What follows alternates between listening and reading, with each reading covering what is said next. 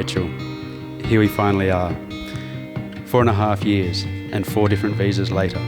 It's an honour to be standing here with you. Walking out of work to meet you for our first date, I wasn't ready for the whirlwind of energy and confidence that you brought with you. I was captivated. You struck a match, I left the flame, I died for you. This beautiful, gorgeous, self-assured woman striding towards me, hair flowing, all dressed in black. You then walked straight past without recognising me, but we'll gloss over that bit.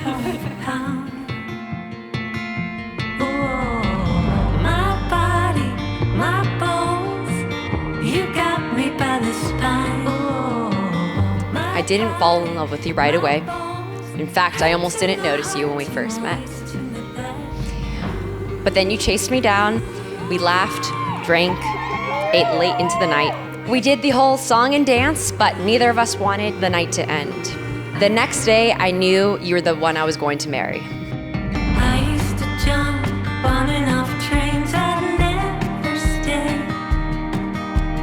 long enough for them to know my name's on a grave, tattooed in time, you showed me how. From that day onwards, getting to know you and all your quirks has been a pleasure. You're my best friend, my ultimate hype man, and I'm so lucky to have you in my life. Rachel, I love you with all my heart, and I cannot wait to spend forever with you. My bones, head to my heart, to my waist, to my thigh.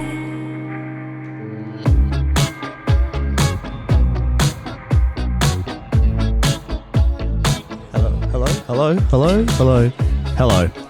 We're on. First of all, please join Rachel Rayner.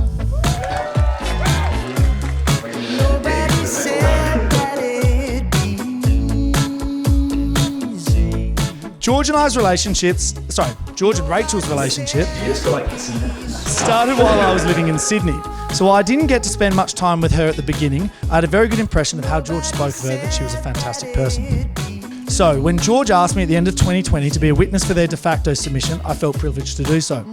I've had the pleasure of knowing Rachel since we lived together in our college sorority house. I was drawn to Rachel because of her unabashed sense of self and her equal willingness to go for an adventure or just take a nap at home, which I know you all know she loves to do quite frequently.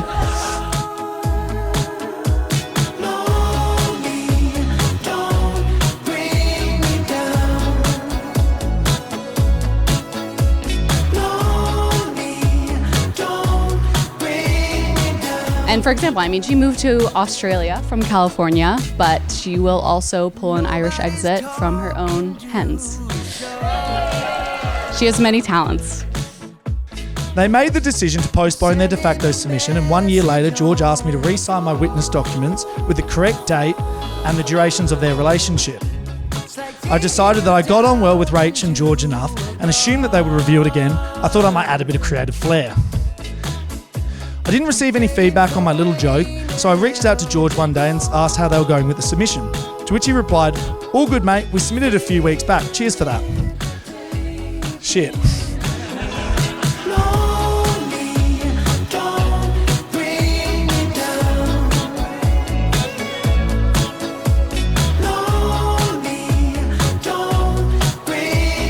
I had the pleasure of meeting George for the first time in person when they came to the States last year. And as soon as I met him, I knew he was the one for Rachel. To my relief, George and Rachel got one of the fastest de facto approvals possible, which I happily celebrated with them without having to come clean.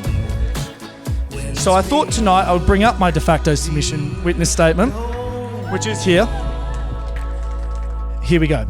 Having been friends with George for over 19 years and therefore knowing him very well, the fact that Rachel has lived with him and dated him for as long as she has, she would have to have bloody loved it.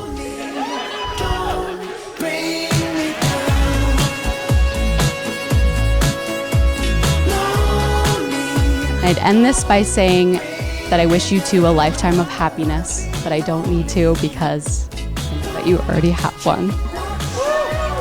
Look, it's an absolute pleasure to be a witness of today. So can you all grab your glasses and raise them for a cheers, where we'll say, she would have to bloody love him. Bloody love him. Thank you.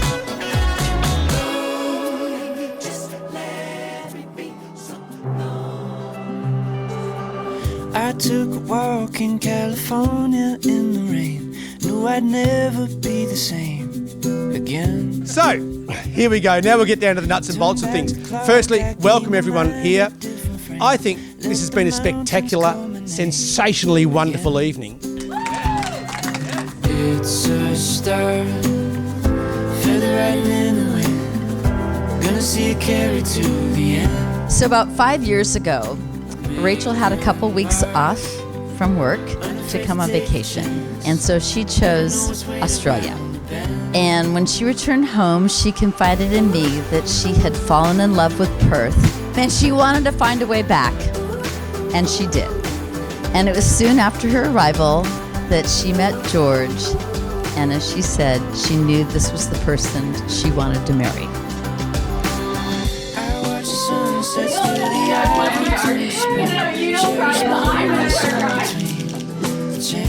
Rachel is a beautiful person whom we admire and have come to love and respect.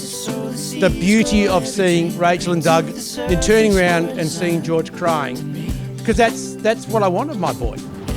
That emotion, that actual passion about what's going on, and that was beautiful.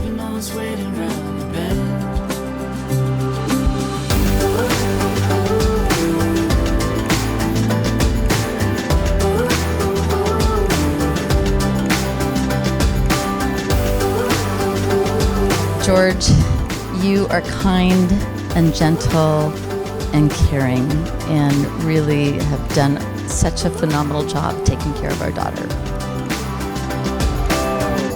It's a start, it's a start, it's a start, it's a start, it's a start. All right, I would like you to raise your glasses and to toast all of you. Toast yourselves for being here, celebrating this magnificent occasion, these beautiful people, and we wish them the absolute best.